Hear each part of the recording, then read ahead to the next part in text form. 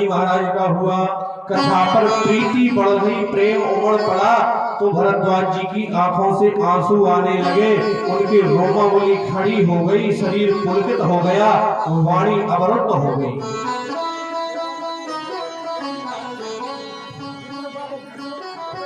और राम कथा किसको सुनाई जाती है? मानस में लिखा है, राम कथा के अधिकारी, राम कथा के अधिकारी, जिनके सकल कवि अभिप्राय,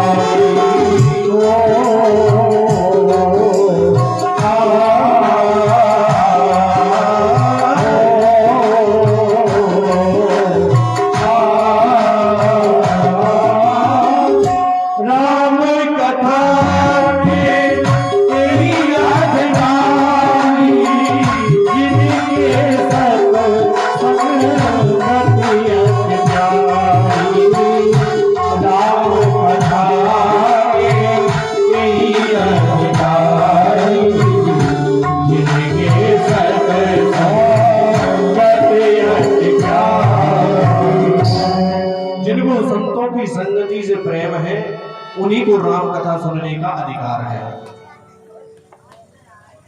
देखिए, पहले दिन बताया था सब बनना सरल है, ध्यान देना। डॉक्टर बन जाना सरल है, इंजीनियर बन जाना सरल है, व्यापारी बन जाना सरल है, कथावाचक बन जाना सरल है, लेकिन सरल बन जाना कठिन है। व्यक्ति सरल नहीं बनता, सरल बन जाना बहुत कठिन है। सरल बन जाना बड़ा टेढ़ा है।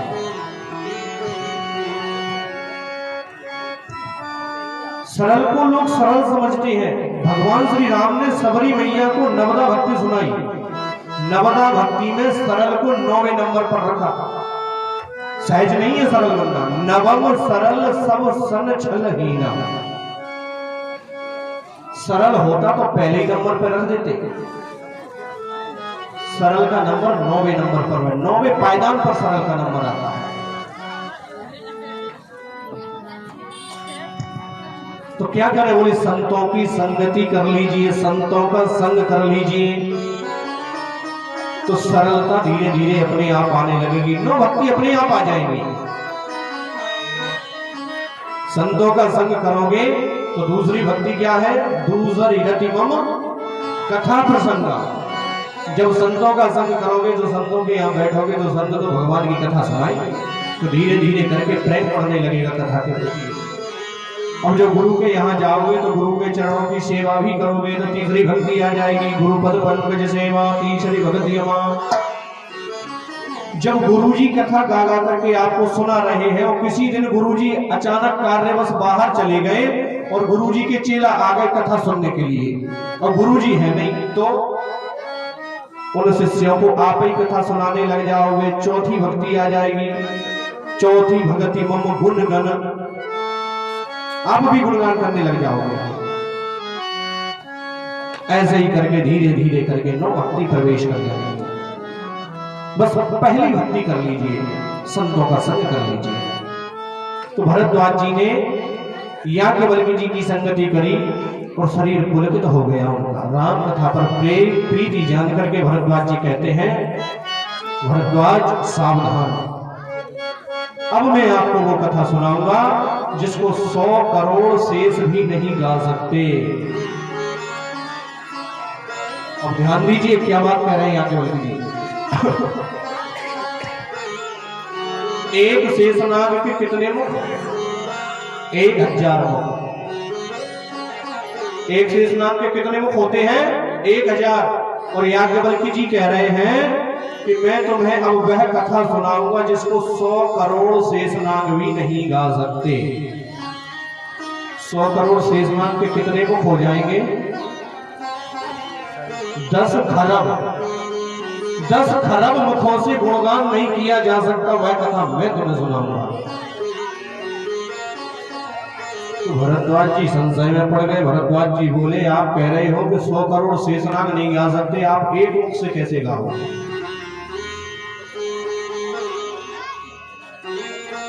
तो याज्ञवल्क्य जी कहते हैं आपने क्या जान लिया, हम गाएंगे कथा।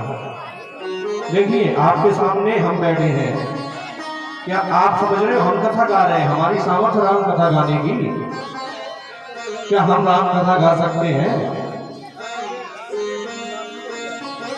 सच मानिए हम तो मशीन हैं, जिसको राघव जी का राम जी का करंट बजा रहा है।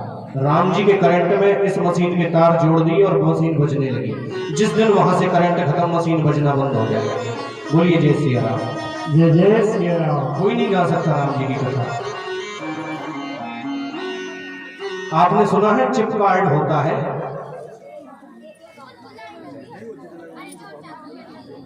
उसको एक मशीन में लगा दिया जाता है। तो हम तो मशीन हैं और हमारे गुरुजी का चिप कार्ड इस मशीन में लगा दिया, हम कहां से कथा कह पाएंगे? हमारे गुरुजी का चिप कार्ड इस मशीन में लगा दिया और राघव जी का करंट मिला, मशीन ने बजना शुरू कर दिया।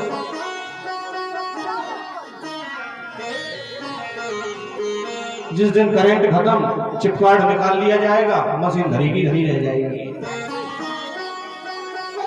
तो याज्ञवल्क्य जी कहते हैं मैं नहीं, जिसने हम कहें कि मैं कथा गा रहा हूं, मेरी मूर्खता है। अभी कुछ देर पहले बताया, बकरे ने मैं करी कभी न कटायो शीस। हम मैं करने बैठ जाए तो किसी दिन शीस घटाना पड़ेगा, वाणी अवरुद्ध हो जाएगी, बोल ही नहीं पाएंगे। अहंकार हो गया कि हम कथा गा रहे हैं, तो ईश्वर को एक तार ढीला करना है। तो पंडित जी को क्या हो गया? तो लोग कहेंगे पंडित जी शॉर्ट हो गए। कहाँ है? बोले पागल खाने में गए। क्या सामर्थ्य राम कथा करने की? तो देखिए संसार में वो तो तुलसीदास जी ने बड़ी कृपा करी कि इसको गांव की भाषा में लिख दिया कि अनपढ़ लोग भी समझ जावे। अन्यथा तुलसीदास जी के संस्कृत के श्लोक देखो कितने जटिल हैं। उनकी विनय पत्र का दोहावली कवितावली पढ़ के देखो,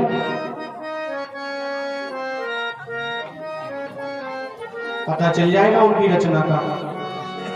ऐसा नहीं, देखिए तुलसीदास जी जब काशी में बैठ करके रामचरितमानस की रचना कर रहे थे,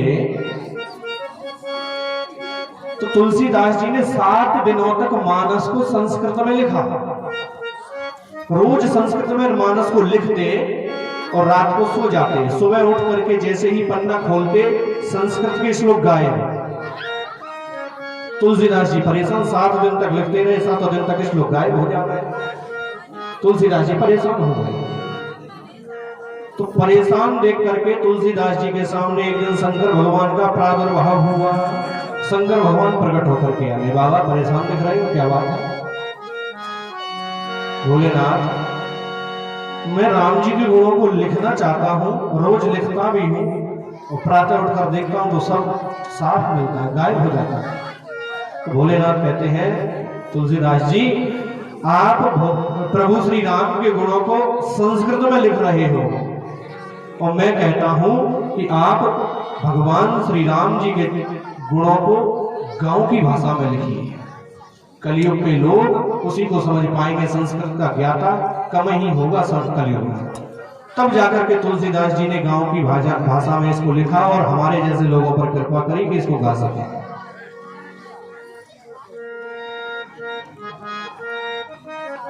और संसार में असंभव कुछ नहीं, संकल्प दृढ़ होना चाहिए।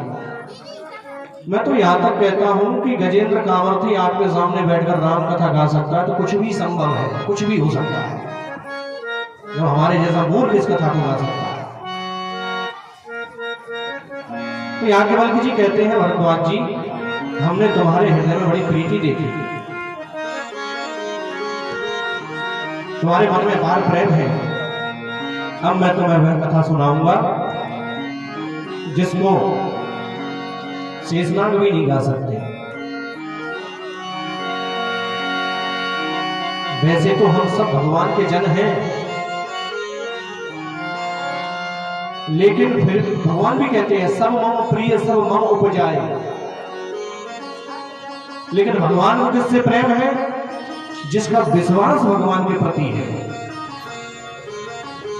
विश्वास खत्म तो भगवान भी कहते हैं ना, जो तू आवे एक पग मैं धावू पग 60, जो तू कर्रो काट है तो मैं लोहे की लाठ।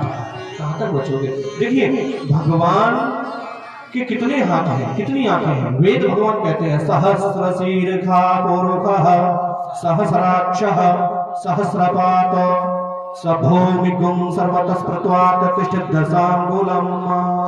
वेद भगवान कहते हैं भगवान के 1000 हाथ हैं, 1000 नेत्र हैं। हमारे कितने हाथ हैं? 2 हाथ 2 नेत्र। हम सोचें कि हम छुप करके कोई काम कर लें, भगवान के 1000 नेत्र छुप पाओगे? हम सोचें कि लूट ले, कितना लूट पाओगे 2 हाथों से? जब छीनने वाला 1000 हाथों से छीनेगा तो कितना लूट पाओगे? विश्वास होना चाहिए। अब आपको मैं बताऊं, तुलसीदास जी महाराज ने कथा प्रारंभ करी शरणागति घाट से, ध्यान देना, और कथा को ले जाकर के कहां पहुंच गए? प्रयागराज में कर्मकांड घाट पर। याज्ञवल्क्य जी महाराज ने कथा शुरू करी कर्मकांड घाट से, और याज्ञवल्क्य जी महाराज कथा को ले जाकर के पहुंचे हैं ज्ञान घाट पर, जहां पर शिव जी कथा कहना प्रारंभ करेंगे। ज्ञान घाट से शिव जी की कथा प्रारंभ होती है। क्या हुआ कि एक बार शिव जी मैया पार्वती जी के साथ कैलाश पर्वत पर बैठे हुए थे, तो उनकी दृष्टि पड़ी वट वृक्ष पर। देखिए अब ध्यान दीजिए, कल की कथा में भी वर्णन आया था वट वृक्ष का। मैया पार्वती जी, मैया सती ने जब शिव जी की बात नहीं मानी तो शिव जी कह रहे थे तुम परीक्षा ले लो और मैं जब तक वट वृक्ष की छाया में बैठता हूं। और आज जब शिव जी कैलाश पर्वत पर बैठे हैं और मैया पार्वती जी साथ हैं, तो मैया पार्वती जी के साथ में शिव जी की दृष्टि कहां पड़ी? वट वृक्ष पर। उस वट वृक्ष को बड़ा सुंदर देखा, सुंदर वातावरण है, वृक्ष भी बड़ा सुंदर है। शिव जी के हृदय में राम जी की भक्ति उमड़ पड़ी। वट वृक्ष विश्वास का प्रतीक है। आपको एक बात और बताऊं, जब भगवान शिव जी, राम जी का बाल्यकाल भगवान शिव का इष्ट है। जब जब भी भगवान अवतार लेते हैं बाल्यकाल में होते, तब शिव जी दर्शन करने जाते हैं।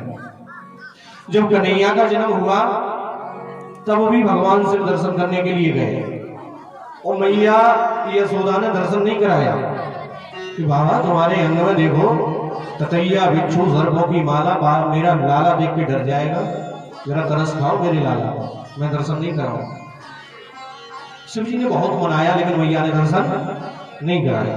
तो शिव जी कहते हैं कि एक काम करता हूं, जब लाला होता है किसी के घर में तो वट वृक्ष की पूजा करी जाती है, बरगद को पूजा जाता है।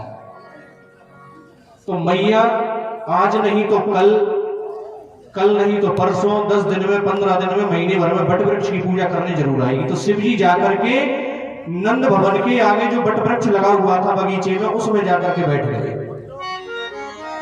अब जब मैया कन्हैया को लेकर के वट वृक्ष की पूजा करने आई तो शिव जी की दृष्टि कन्हैया पर और कन्हैया की दृष्टि शिव जी पर, तब जाकर के दोनों का मिलन हो गया। शिव जी वट वृक्ष में ही निवास करते हैं, क्योंकि वट विश्वास अचल निज धर्म। वट वृक्ष विश्वास का स्वरूप है। वो शिव जी कहते हैं जहां विश्वास नहीं वहां कुछ नहीं, विश्वास खत्म जीवन खत्म। वट वृक्ष देखा और प्रभु वहां गए, सुंदर हवा बह रही है। शिव जी मन में विचार किए कि विवाह का उद्देश्य तो पूरा हो गया, तारकासुर के वध को लेकर के विवाह किया था, वो तो तारकासुर का वध हो गया। अब शिव जी जाकर के उस वट वृक्ष के नीचे बैठे और अपने हाथ से आसन बिछाई।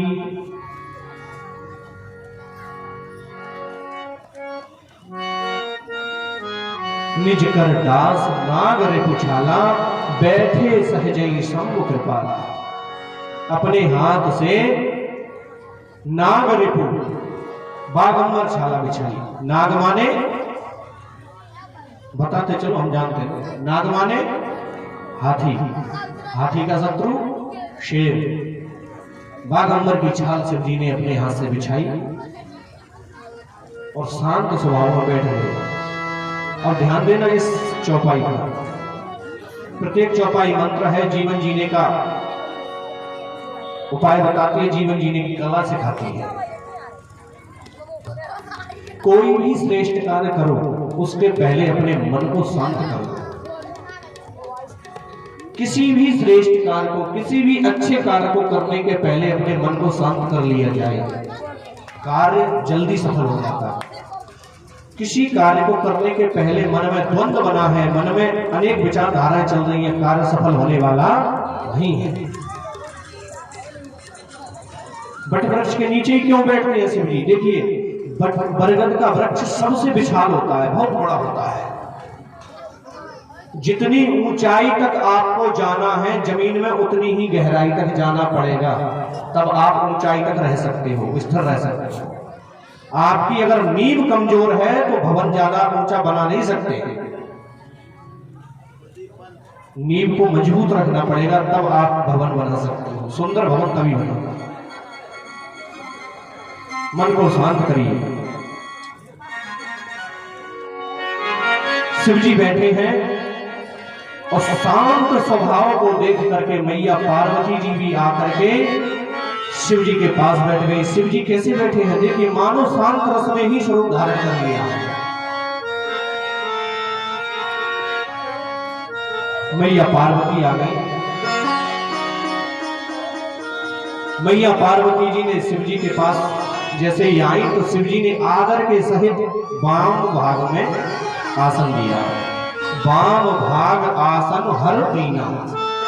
अब देखिए, सती ने जब छल किया तो सन्मुख शंकर आसन दीना।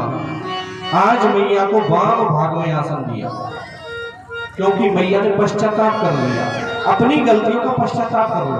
गलती हमसे हो गई, उसको स्वीकार कर लो, उसे मान लो कि हाँ हमसे गलती हो गई, अब आप जो बताएं सो करने तैयार हैं, तो सारी झंझट खत्म है। आप गलती नहीं मानोगे तो झंझट बढ़ती जाएगी। मैया सती ने अपने जीवन काल में गलती को अंतिम समय में स्वीकार किया तो शिव जी ने वाम भाग में आसन दे दिया। और जैसे ही मैया बाएं भाग में बैठी तो पूर्व जन्म कथा चित आई। पूर्व जन्म की पूरी कथा उनके मस्तिष्क में घूमने लगी। मैंने पहले कितनी बड़ी गलती करी थी, तब शिव जी ने मुझे इस आसन से हटा करके सामने आसन दे दिया था। आज शिव जी ने बाएं भाग में आसन दिया, और ऐसे ही नहीं दिया, आदर के सहित कुछ समय निकाला जाए। कथा को अब आगे नहीं बढ़ा रहे, थोड़ा सा वार्तालाप होकर के आरती की ओर बढ़ेंगे। कुछ समय निकाला जाए। किसके लिए? परिवार के लिए, बच्चों के लिए, माता पिता के लिए, पत्नी के लिए निकाला जाए कुछ समय। आज का माहौल हम और आप देख रहे हैं। पहले देखते थे कि माँ कहती थी कि बेटा भोजन कर लो, तो बेटे के मुख से आवाज निकलती, पिताजी ने कर लिया क्या? दादाजी ने भोजन कर लिया क्या? पहले दादाजी को कराया, फिर पिताजी को भोजन कराया, तब बेटा भोजन करता। लेकिन आज बेटा पहले भोजन करके पिताजी ने किया कि नहीं कि कोई मतलब नहीं। कुछ समय निकाला जाए संवाद के लिए। विवाद तो अनेक हो रहे हैं, झगड़े हर घर में हो रहे हैं, बचा जाए उनसे। निकालिए कुछ समय संवाद के लिए। आप देख रहे हैं कि पहले व्यक्ति के पास घड़ी नहीं थी, लेकिन समय बहुत था। आज हर व्यक्ति के हाथ में घड़ी है, लेकिन समय किसी के पास नहीं है।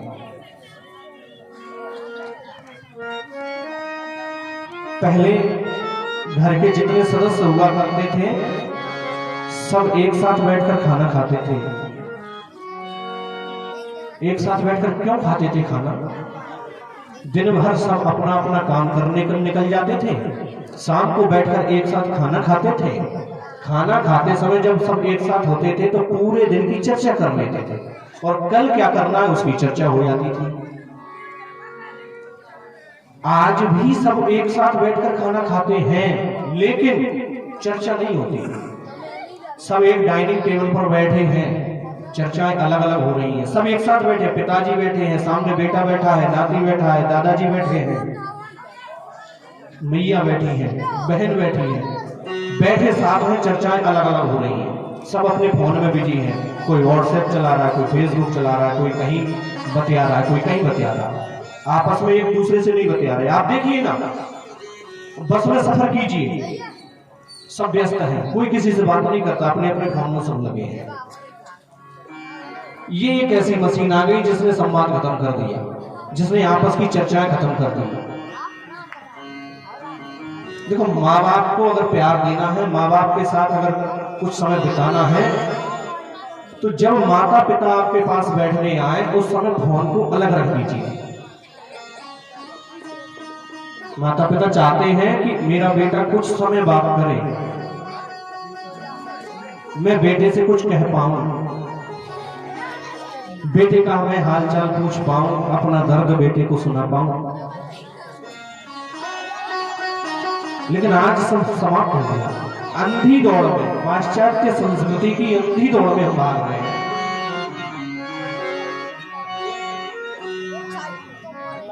पहले किसी गांव में अगर किसी एक के घर रिश्तेदार आते थे तो पूरा गांव खुशी हो जाता था। आज किसी को पता ही नहीं चलता कि कौन आया कौन गया, सारा संवाद खत्म हो गया।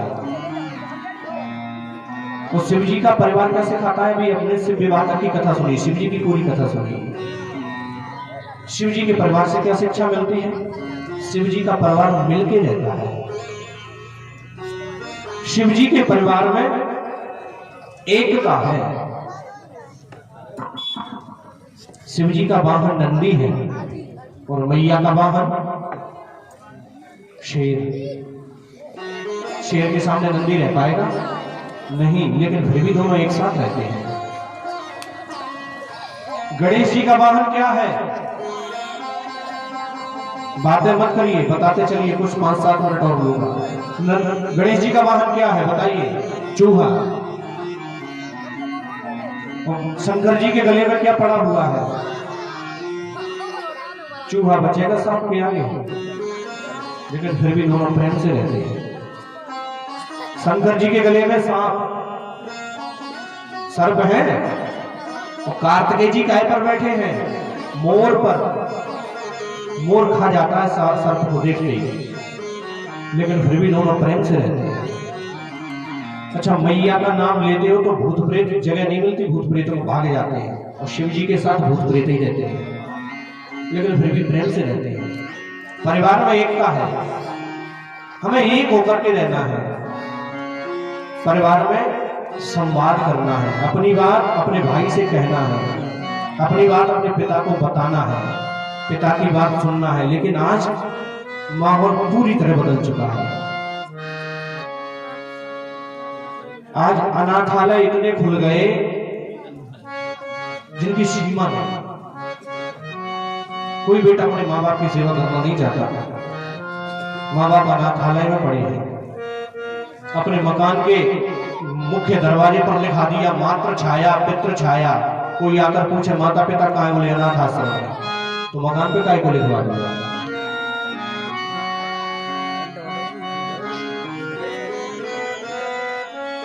झूठे आडंबर से बचना है, झूठा आडंबर नहीं।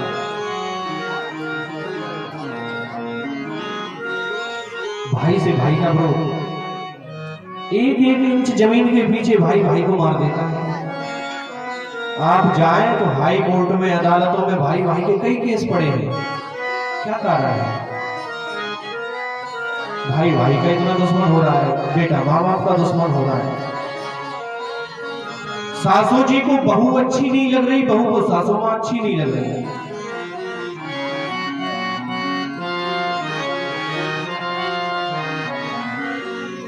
जब पार्वती जी की विदा हो रही थी तब मैना मैया ने शिक्षा दी पार्वती जी को, करेहु सदा शंकर पद पूजा।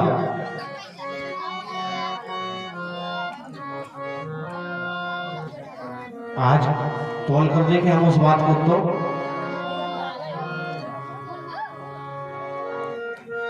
बिल्कुल विपरीत होता चला जा रहा है।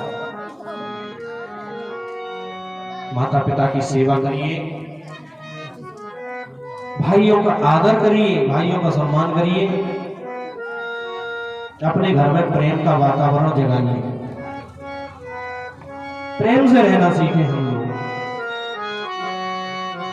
आज इतनी टेंशन क्यों बढ़ गई है? देखिए, हर आदमी के पास पैसा है आजकल, पहले पैसा नहीं था, आज पैसा है, इसको आपको स्वीकारना पड़ेगा। आज हर आदमी के घर में टीवी सेट है, हर आदमी के घर में डबल बेड है, हर आदमी के घर में सारी व्यवस्थाएं हैं, बस माइंड अपसेट है आदमी का, मन में शांति नहीं है, मन अशांत है, चकाचौंध के अंदर दौड़ भागते जा रहे हैं, चाहे हम हो चाहे आप हो।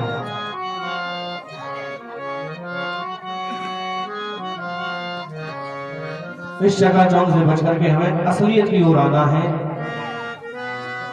हमारा भारत देश सोने की चिड़िया कहा जाता था, क्यों? इसीलिए क्योंकि हमारे भारत में माता पिता को देवता मानते थे। मातृ देवो भव, पितृ देवो भव, आचार्य देवो भव, गुरु देवो भव, अतिथि देवो भव। इसीलिए विदेशों में ये सभ्यता नहीं है, और आज हमने विदेशों की सभ्यता को अपना लिया, विदेशी हमारी सभ्यता को अपना रहे हैं।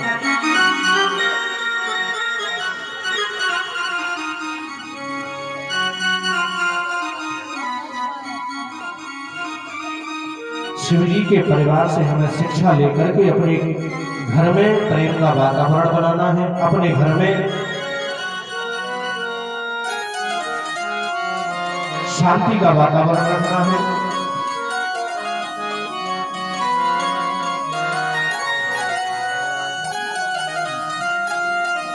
जब मैया पार्वती शिव जी के पास आकर के बैठी तो भोलेनाथ से क्या बोला मैया ने? प्रभु समर्थ सर्वज्ञ शिव सकल कला गुणधाम, जोग ज्ञान वैराग्य निधि, प्रणत कल्प करुणा।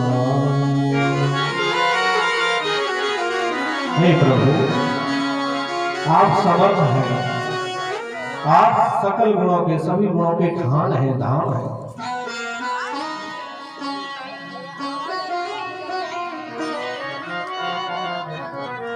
आप मुझे कृपा करके ऐसी कोई कथा सुना दीजिए जिससे मेरा मन अशांत हो जाए। तो शिव जी कहते हैं, देवी, यदि कोई कल्प वृक्ष के नीचे बैठ जाए तो क्या दरिद्र रह सकता है? कल्प वृक्ष क्या होता है? जिसके नीचे बैठ करके जैसी कामना करो वो पूर्ति हो जाती है। तो शिव जी कह रहे हैं, देवी, कोई कल्प वृक्ष के नीचे आकर बैठ जाए तो दरिद्र रह सकता है क्या? मैया बोली, नहीं प्रभु, बिल्कुल नहीं रह सकता।